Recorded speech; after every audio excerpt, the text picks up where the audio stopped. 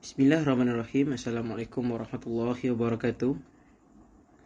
Today, my group would like to introduce to all of you about control technique. Control technique is a coping technique that evolved from the thought control. This technique is a process of combining three derived technique that has in thought control technique. Firstly, we have to meditate, and meditation and mindfulness. Secondly, distraction, and lastly, acceptance. So control is a technique where we combine all these three other technique to become one. So today, my team will show to all of you on how to use control from firstly meditation, secondly distraction, and lastly acceptance. So hopefully all of you will use this technique in order to solve your own personal problem. Thank you. Commonly used thought control in coping techniques. First, mindfulness and meditation. Number 2, distraction. And 3, acceptance. Mindfulness and meditations. Practicing mindfulness and meditations involve observing one's thoughts to the present moment. This technique helps individuals detach from negative or instructive thoughts, increase self-awareness, and cultivate a sense of calm and acceptance. Distraction.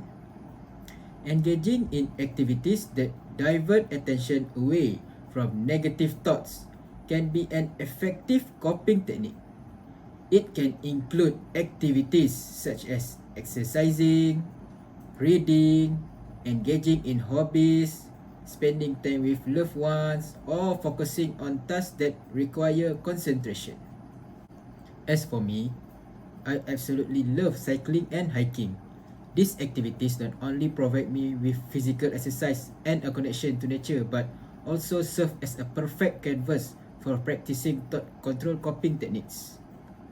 When I'm cycling or hiking, I often encounter challenges such as steep inclines, rough terrains, or long distance. These challenges can sometimes trigger negative thoughts or self-doubt, but I have learned to apply thought control techniques to overcome them. Lastly, acceptance. Acceptance involves acknowledging and accepting negative thought and emotion without judgment or trying to suppress them. By accepting that negative thoughts are a normal part of human experience, individuals can reduce their impact and prevent them from escalating. This is how I choose to accept my problem. In this sense, I am turning my spoiled catfish into another product. I process it to become fish amino acid, which is a form of fertilizer.